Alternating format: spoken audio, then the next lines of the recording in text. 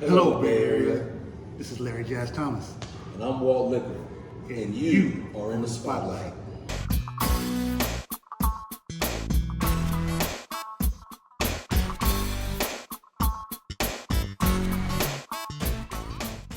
Excuse me. There are no photos allowed. Y'all bitches crazy. What is your name? Keisha, my nose is bleeding. Keisha, my nose is bleeding, is no longer allowed in my establishment. 60 days in a halfway house and you're free.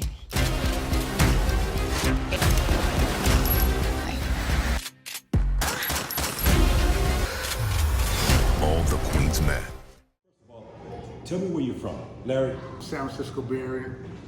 Born and raised. Okay. You know, all my life.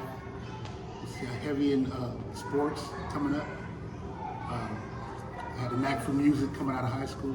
Okay. And I started with playing original music in my first band and New World Music. And from then, networked with a lot of Bay Area groups. I'm from the Bay. I'm really from the Bay. I'm here. I live here. Both of you are producers, writers for the soundtrack of the new series, All the Queens Men. How did you brothers meet? Gotta give a big shout out to my brother Big Vic. You know, I met Larry through brother Big Vic, who was a guitarist. You know, we were doing some work together. Right. He kept telling me, because you know, working with me, he saw what I was into. Right. He said, "Man, you gotta meet my brother Larry Jazz. You know, you gotta meet Larry Jazz. I can't. I have to introduce you." That is so true. Right? Yes. And so, you know, eventually we met. He came, but he brought him by the studio. By my studio, I got a studio out in Fremont. Yes. And, you know, right when we met, first day, we started cooking. And, as soon as we You got in the lab and started cooking. As soon as we got together, man, and, you know, Remarkable. it was amazing because, you know, right away the chemistry hit. Remarkable. Yes. Yeah, and, you know, Larry's a really talented brother, as you know. Very talented. Yeah, Yes. and you know, I found that his sound and his style mixed with mine. Yes. And what I bring to the table was Yes. something different, something special. So we just started making, you know, we just started working together, just making music, you know, hundreds of beats, just tracks, you know. Wow. Fusing it together, learning each other, you know, the production styles and all of that. Okay. And you know, I always say, you know, we bring in the old with the new. You know Right. what I mean? And Right. that together is powerful. You know what I'm saying? Yes, so it is. we did that. We just been doing that for a couple of years until this opportunity came up. You know.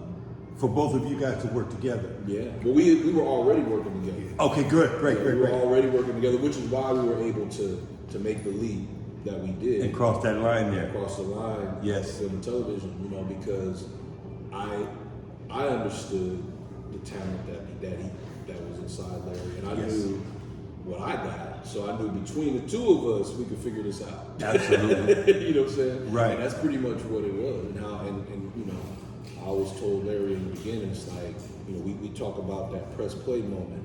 Right, You know, like right. it's ain't about all that talk and everybody doing all of this and that. Right. How does it sound when you press play? You know, and That's Larry. we coalesce around that, like, you know, musically and just, you know, it's a talented brother. I'm proud to call him my brother. Now, was there a certain artist, or was it just Tyler Perry that you guys worked with? Well, we in were order to- just making music initially, just making stuff that I had no idea who would use. Yes. You know, because it didn't really sound like what was happening. Yes. At the moment. Right. You know, I some like of the that. stuff is too Organic. organic. Oh, and that's good, and just sometimes bad. Yeah, know. I just didn't know at the time, like, Right. I don't know who's going to use this stuff. So we made a whole, you know, a whole batch of material. Okay. And then an artist that I actually used to manage named Mystic Mystic. from the Bay. Yes. First, let me say it like this. First hip hop female artist from the Bay Area to get a Grammy nomination. Right. Hands down. Hands down. It's in the books. So I was her manager at that time. Wow. At that time, I produced one of the records on there, but really I was a manager at that time. But so she approached me. We had worked together in a while. Right. And she said, "Hey, you know, I'm thinking about making music again." She's kind of like a Sade. Join our Spotlight family so you can stay in the know of what's going on in the Bay. We're going to give you information, education, and entertainment that can and will change your life. It's a new day with Spotlight on the Bay.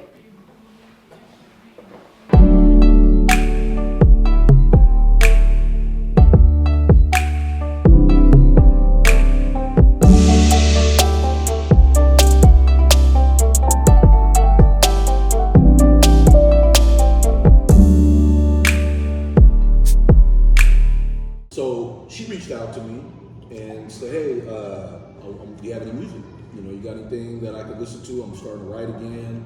You know." So Right. I started sending her some of the stuff that Larry and I were working on, and Right. she picked the first track that we sat down and did together. It became her first single. She has an album out now called "Dreaming in Cursive: The Girl Who Loves Sparklers." What lifted Larry up to me was the Sunny Days album. I said, Larry, what made you dive into this like this? Love of instrumental music and a song with a good melody. Every time you hear it, it sounds like the first time you want to hear it. You were right. And so that melody feels good 10 years from now when you still hear it, and I know I did my part. That's real statement. Now, with balancing your families and y'all still got to go to work. You up all night. You up days. Yeah, I have no balance. We work 3 or 4 days. Yeah, man, what are you talking about? Whole month. It ain't no joke. Yeah. You know what I'm saying? Process. Yeah, that's what I tell everybody. It's like, you think you know, but you got no idea. I'm just coming out of the cave now. Like, it's just to do this. Especially the way Mr. Perry works. You know, like he moves faster than most, productions, Right. But this is how we learn.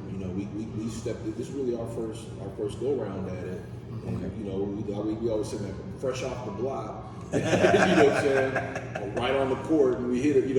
Half court, win the game. You know what I mean? Right. They threw us in there. But what I appreciate about the opportunity is that he gave us an opportunity. Yes.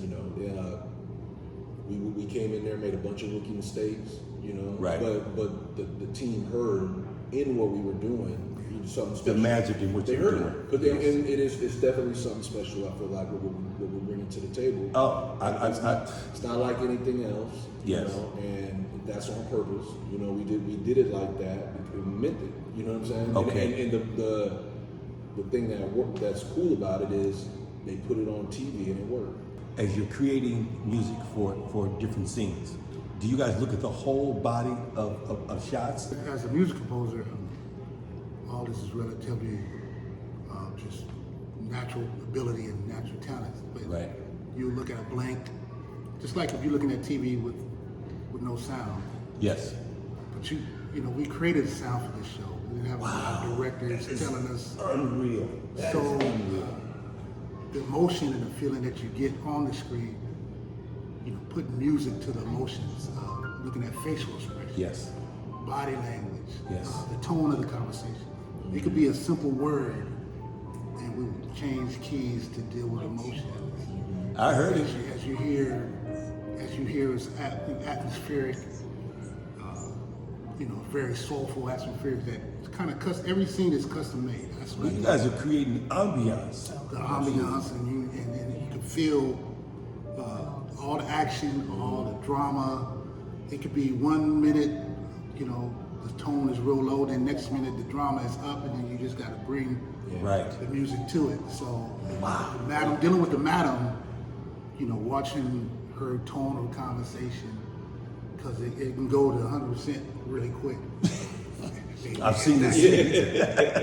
And so, doing that, I just love the freedom of being able to create Yes. musical pieces Yes. that customize every drama, action. That is suspense, huge. and everything. Freedom of that. It's beautiful. That's huge. It's a beautiful to experience. be able to do that. Now, We're bringing you Spotlight on the Bay. We're bringing you old school, new school, and alternative. We're bringing you education, information, and entertainment that regards all cultures in our communities. We're coming. Get ready. Remember, it's a new day with Spotlight on the Bay. Spotlight on the Bay is teaming with the First Tee Contra Costa County Golf Program to introduce the game of golf to young kids in Contra Costa County.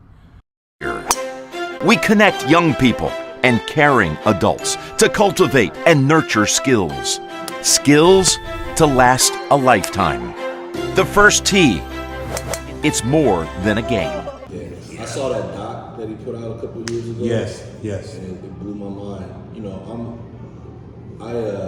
I knew he was a bad dude. I was, you know, I'm a little younger. I didn't know everything that he was involved in. How far back? And I didn't quite get, you know, where television and film came into it, and why he was able to do the Fresh Prince and all these things. I just, you know, I popped up Michael Jackson.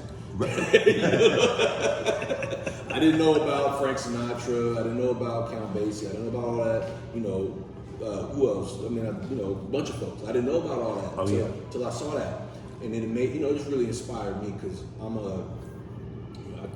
I've done everything in the business except being an attorney and security at this point. You know I've read that in your discography. So, you know, his legacy really inspired me. You know, his creative legacy, and that's you know, after I watched that, I was like, look, I want to be like Quincy. You know, I made that determination then. Right. Years later, here we are with this opportunity that Unreal. I didn't apply for. I didn't go looking It's for. unreal. Yes. Yeah, it's probably the easiest thing I've ever done in terms of getting myself into it. Being at the right place at the right time.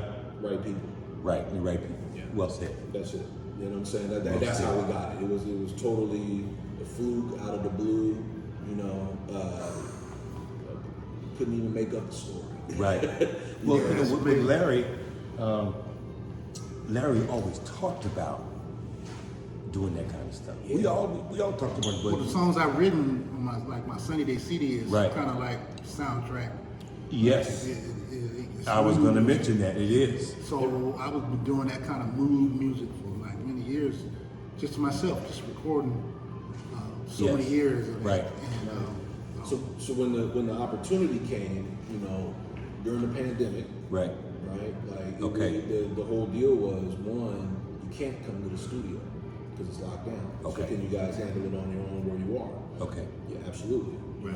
And so Larry told me, he said, "Man, I've been dreaming about this man since Enter the Dragon." Okay. So since I seen Jim Kelly on the screen, yeah, that's a long time ago. Look. Can I get a cowbell? And at that point, we had probably been working together, just making music for Right. maybe a good year and a half, 2 years. Unbelievable. So when the opportunity came, it was like, I want to work with Larry Jazz. Me and him are gonna do this. You know what I'm saying? And I told the studio, he was there. They was like, so who you gonna? We got all these guys. All these composers and said, I got my guy right here. the guys right here. Dude was like, sure. Who is he? It's Larry Jazz. Well, you don't know, but you're going to know him now, though. Yeah, he's like, well, okay. I said, well, look, we've already done a bunch of this stuff. Because basically how it happened was, this is during during Christmas break of pandemic. They went in and shot, Right. his brothers shot 8 episodes in 4 days. You know, that's what I'm saying, that's how they move. Okay. So they threw us the file, nobody said nothing. Here, send it back on Tuesday. You know? Okay, you guys are like, all right, we got to dive head first. That was it. That's Right. really what it was. And we, you know, Wow. okay, you do this part, I'm gonna go over here and handle this. Meet me in 30 minutes. Nice. Nice. You know what I mean? Everybody got their job to Both do. work together as far as I would take 3 days of working on composition to get stuff done. And once it's done, once the episode is done, I send a flash drive to Walt, and he would mix it. And that's a process within itself. Placing the music, you know, because it's a mixture. There's you know, I got songs, I got beats, and we got score. Right. And the way that we kind of blend it all together is kind of unique, you know, because nobody told us what to do and what not to do. They let y'all just go in there in the lab and fly. Yeah, and then I remember the moment, you know, that we figured out the sound. You know Yes. what I'm saying? Like, okay, there was a particular scene that actually didn't even wind up in the show. It Wow. was a trip. Wow. The two things. There was 2 things that we did in that first week that really sculpted the sound of the show. It's like, Okay. what he's bringing with what I'm bringing and how it blended together. And both of those scenes wound up on the cutting room floor. But it impressed the executives enough Okay. to let us keep going.